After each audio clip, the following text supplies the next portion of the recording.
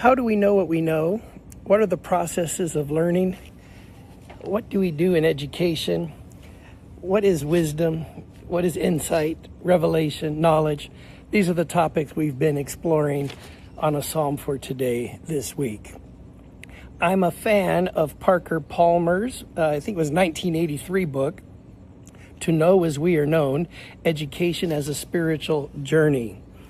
In fact, his view of education is foundational to my understanding of teaching, training, preaching, what it is to be in a worship environment. He said this: education is not the transmission of facts from expert to novice. It is a communal, spiritual practice in which truth is encountered relationally, transforming both the knower and the known. I'll come back to that sentence in just a couple of seconds.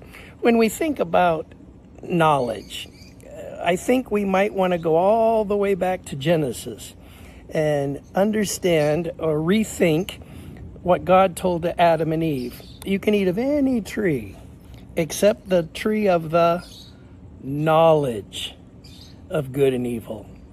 This knowing, knower conversation goes all the way back to the Garden of Eden, where Adam and Eve were faced with the opportunity to obey God and to avoid the tree of the knowledge of good and evil.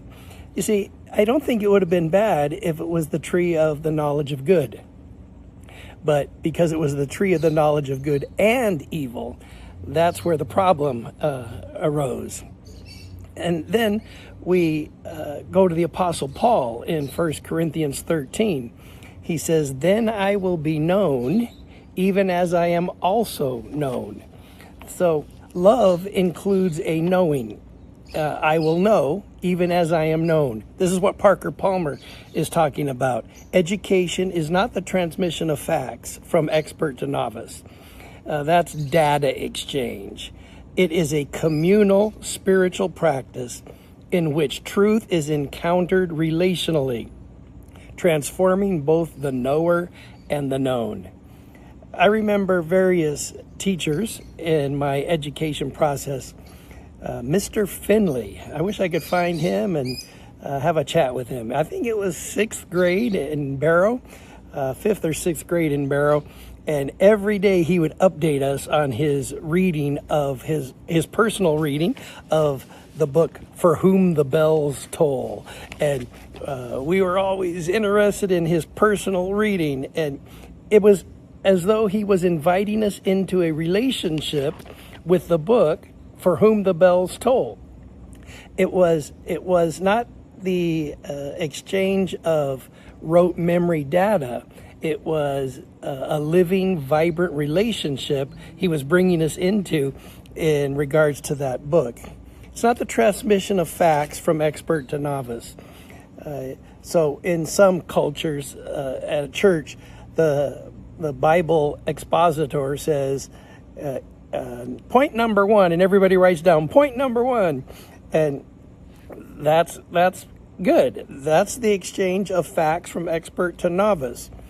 But when you can say point number one, you write down point number one, and then you move into a communal spiritual practice, learning in community. We were never meant to learn alone, by the way. It's encountered relationally. So back to my Mr. Finley illustration, he had a relationship with that book. And it was a relational knowing that the class entered. Have you ever heard a talk, maybe a sermon or a lecture or something, where the person speaking was transmitting facts, but you could tell they had no relationship or no emotion, no passion for what they were speaking about? Here's a Parker Palmer quote: "The sin, the error, is not our hunger for knowledge, and the way back to paradise is not via intentional ignorance. Adam and Eve were driven from the garden because of the kind of knowledge they reached for, a knowledge that distrusted and excluded God." So knowledge is good. Learning is good. Turning that learning into wisdom is even better. And the point for today is that knowing, true knowing, is relational. That's why Jesus said, I am the way, the truth, and the life. If you want to know the way, you want to know the truth, you want to know the life, you know a person. You have a relationship with the person Jesus. This leads me to the 23rd Psalm. The Lord is my shepherd, I shall not want. He maketh me to lie down in green pastures. He leadeth me beside the still water. He restoreth my soul. That's as far as I'll go today, so that I keep our time. Notice the components of healthy relationships in this passage.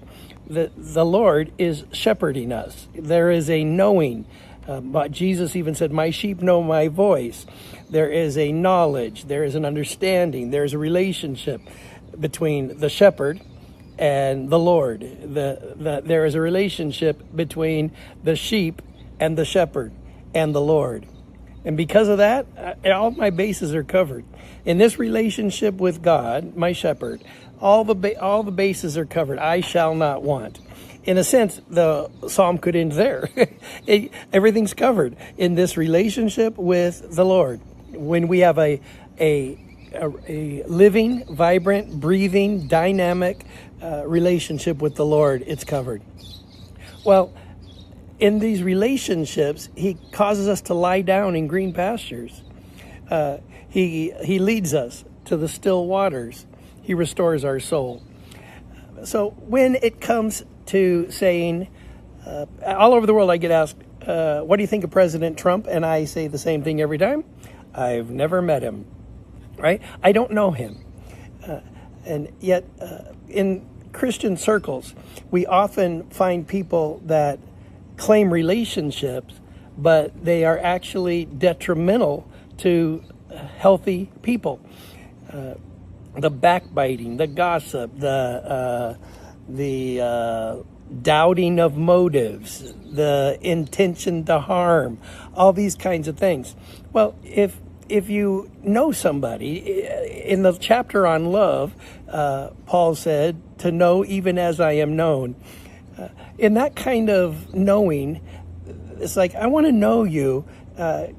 Can we go to green pastures together? Can we go to where it's calm and where our souls are nourished? Can we go to a place of building one another up? I would rather be in a relationship with an encouraging, uplifting atheist than with a degrading, insulting Christian. And I know people don't like me to say that, but it's still true. I would rather have an atheist friend who understands, cares, who says, hey, where are the green pastures for you? What encourages your soul? What is still waters that bring hydration to your being? And what restores your soul? I'd rather have that from somebody that holds a different worldview than I do than to have somebody that says, you know what? I'm going to kind of make all the pastures brown. I'm going to make all the waters stormy. I'm going to make your soul troubled. So knowing you, knowing each other, you knowing me, is a relational concept that I think is best understood through the lens of the 23rd Psalm. Now, I might be the only guy on the planet who uses the 23rd Psalm for relationships, but I see it all over the place. Like, for example, if I know you and I love you, verse 5, I will prepare a table before you in the presence of your enemies.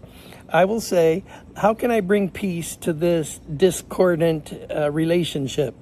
And brothers and sisters, my time is up, but the sin and the error is not in knowledge. It's not in the knowledge of good, but it was in the knowledge of good and evil. And so as you pursue knowing, realize that knowing is ultimately relational, because education is not the transmission of facts from expert to novice.